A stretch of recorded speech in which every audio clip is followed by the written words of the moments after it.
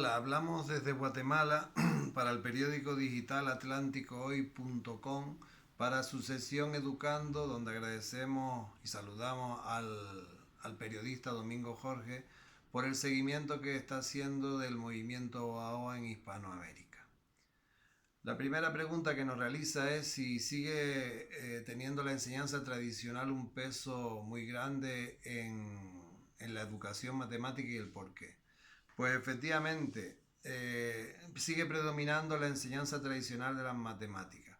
Llenar los pizarrones de símbolos de garabato que los alumnos apenas conocen y saben bien para qué sirven, y desconectado de la realidad por completo. ¿Por qué es eso? Bueno, porque es lo que se ha venido haciendo durante siglos, aunque desde los años 90 ha habido grandes reformas con la intención de que esas prácticas de aula se cambien, pero no se ha conseguido. ¿Quién nos ha formado? ¿Quién nos ha dicho cómo hacer las cosas de otra manera? Generalmente eran pues los doctores, las doctoras de la universidad que venían a darnos las charlas del constructivismo, de cómo cambiar, zona de desarrollo próximo, aprendizaje competencial, pero yo nunca vi a todas las que fui a ningún profesor de la universidad que forma maestro poniendo un vídeo donde él se viera haciendo con niños esas situaciones que describe y que propone a los demás. Su mensaje sería mucho más claro si después de esos cursos de formación viéramos al catedrático, a la catedrática, al doctor, a la doctora, haciendo eso en un salón de clases con niños. Seguramente el aprendizaje sería mucho más directo, mucho más claro y se cambiaría mucho antes. Luego también porque sigue predominando la enseñanza tradicional, pues porque los dirigentes no tienen claro hacia dónde hay que ir. Está comprobado también que en colegios particulares donde los que mandan lo tienen claro, el cambio es inmediato. En 3 meses se ve un cambio radical en las prácticas del aula de matemáticas. Pero si los dirigentes no lo tienen claro, lo que se sigue es parcheando, repitiendo, haciendo lo mismo, talleres, cursos de formación, pero nada cambia. En definitiva, por desgracia para millones de alumnas y alumnos de todo el mundo, sigue predominando la enseñanza tradicional de las matemáticas. Bien, a la cuestión de qué país es hoy referente en relación a la educación matemática, si es que lo hay. Pues mira, sí podemos decir que sí lo hay. El primero, sin dudar la duda, es Singapur. Ahí están los datos, un país que hace 30 años estaba devastado educativamente, pero contó con la inteligencia de un gran político que pagó el doctorado a varios intelectuales de Singapur, los mandó a estudiar al extranjero y acabado el doctorado regresaron y bueno, ¿qué es lo que hay ahí fuera que aquí en Singapur no hacemos? Pues mira, yo vi fases de Brunner en los Estados Unidos, el otro vio otra forma de hacer los algoritmos flexibles abiertos en Holanda con el Instituto Freudenthal, otro la utilización de las calculadoras, las nuevas tecnologías, otro la utilización de materiales didácticos concretos, regletas, policubos, geoplanos, tangram, de tal forma que hicieron un paquete y empezaron a practicar todas esas ideas que copiaron y que vieron en otros países. ¿Qué ocurre? Pasado 30 años, ¿dónde está Singapur? Número 1 del mundo. Actualmente esas ideas las han empaquetado, las han practicado y le han puesto imágenes y se venden al mundo como el método Singapur. Pues ahí está, número 1, Singapur. Dentro de Europa, el número 1 en las pruebas de matemática, ¿quién es? Holanda. Qué curioso que desde los años 70, desde el Instituto Freud, se daban las instrucciones, no trabajan los algoritmos tradicionales. Los algoritmos tradicionales son las cuentas de toda la vida. Coloco las unidades con las unidades, la decena con la decena, si pasan de 10 las unidades, le añado. Eso lo tiraron fuera de las clases de matemática y empezaron a trabajar algoritmos abiertos, algoritmos flexibles. Pues ahí está, uno de los números 1 de Europa, Holanda. Y ahora empieza a destacar también Estonia, que con un físico llamado Conran están a la vanguardia de eliminar el cálculo escrito a mano. Hoy en día no tiene ningún sentido estar teniendo a los alumnos haciendo ecuaciones de primer grado, pasando las X al primer miembro y los que no tienen la X al segundo miembro, cuando eso lo resuelve una foto del móvil o del celular, como dicen en Hispanoamérica. Por lo tanto, esos países suelen ser referentes y algunos otros, porque han abandonado las prácticas tradicionales, han dejado los algoritmos tradicionales y se han puesto a hacer algoritmos flexibles, algoritmos abiertos que ayudan a desarrollar el cálculo mental y el razonamiento lógico matemático. Bien, a la pregunta de qué es lo que se está haciendo en el ámbito educativo de la didáctica, las matemáticas en España, México y Guatemala. Bueno, pues empecemos por España. En España se están haciendo muchas cosas, o tal vez pocas cosas, pero las que se hacen no tienen ningún efecto claro, nítido y que se pueda ir a ver de forma inmediata y que haya repercutido en un gran número de estudiantes. Desde los años 90, las sociedades de profesores de matemáticas de todo el Estado español se han dedicado a hacer distintos congresos, actividades, pero no hay, después de 30 años, un resultado claro. Yo creo que eso es un periodo de tiempo para ver un resultado claro y definido. Ahora en Canarias se está llevando a cabo el proyecto Newton. También desde hace años existe el movimiento OAOA, que nace en Canarias, pasa a la península y luego se lleva a América Latina. Pero aunque estamos luchando e intentando mejorar, siempre vamos ganando maestros que están dispuestos a transformar sus prácticas de aula. No hay un resultado claro, nítido, ¿no? Sí podemos hablar ya de algún que otro colegio aquí en México, pero la situación no debe reducirse a uno o a dos colegios o a este maestro o a esta maestra. Tendría que ser ya una cosa que estuviera mucho más extendido. Por lo tanto, seguiremos luchando desde los distintos frentes para conseguir que se produzca esa mejora. Acá en México, ahora estamos en México y Guatemala, pues también sucede algo similar. Se convocan muchos cursos, muchos congresos, pero no se refleja el cambio en el aula. Entonces, ¿eso por qué ocurre? En Guatemala, pues la misma historia. En estos días estamos en Guatemala, muchos cursos, muchos talleres, pero la gente se vuelve a lo tradicional. No hay un cambio palpable y notable. Vuelvo a insistir, tal vez la culpa creo que la tienen las autoridades educativas, que no tienen nada claro de lo que quieren hacer o de lo que quieren conseguir. Entonces, cuando una autoridad lo tiene claro, el cambio es inmediato. Porque se sabe hoy en día, por desgracia o por gracia, se sabe hoy en día lo que hay que hacer, pero la gente sigue pegada al dogma y a la práctica tradicional. Bien, según mi experiencia, ¿cómo ven los alumnos la educación para la vida? Me plantea. Pues según mi experiencia, las clases de matemática preparan para cualquier cosa menos para la vida cotidiana. La educación primaria debe de ir destinada a formar a los futuros ciudadanos, pues no solo en prepararlos para ir al mercado o a comprar y saber cuánto va a pagar y cuánto le devuelve.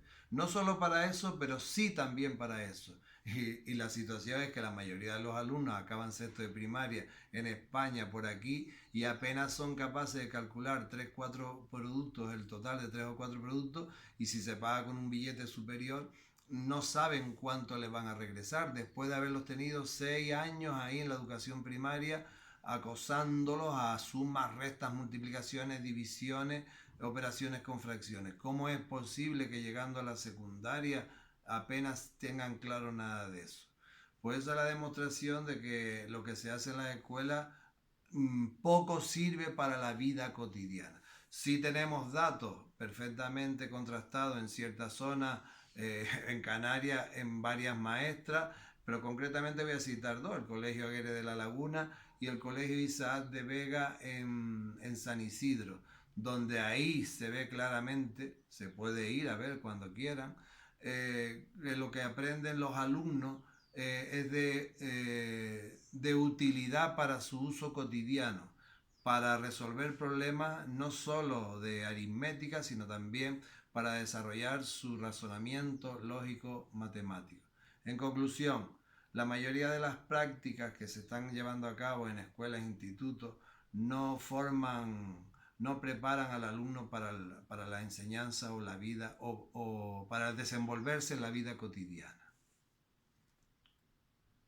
Bien, pues tiene que ver lo que se hace en las escuelas con la educación competencial. Pues actualmente, y por supuesto que hablamos de generalidades, habrán particularidades que sí, pero si son particularidades no son significativas. Ya llevamos muchos años preocupados por mejorar la educación matemática. Desde que yo me incorporé a ese movimiento de renovación que existe en muchos lugares, en muchos países, han pasado ya más de 30 años. Un ser humano que vive a 90, 30 años, un tercio, ya es un periodo de la vida de una persona para ver un cambio y una mejora. Pues no, lo que se hace actualmente no es competencial. Reiterando un poco lo que dijimos anteriormente, los alumnos pasan años sufriendo sumas, restas, multiplicaciones y divisiones y apenas saben después resolver un cálculo sencillo y diario. En México, 6 de cada 10 alumnos que llegan a la secundaria apenas resuelven operaciones básicas. 6 de cada 10. ¿Cómo es eso? Después de haber estado tanto tiempo y tantos años ahí en la escuela primaria. Pero es que lo mismo pasa en España, no es diferente. En México, también el 65% de los alumnos que acaban tercero de secundaria, es decir, que acaban la secundaria, apenas resuelven problemas sencillos de fracciones decimales y porcentajes.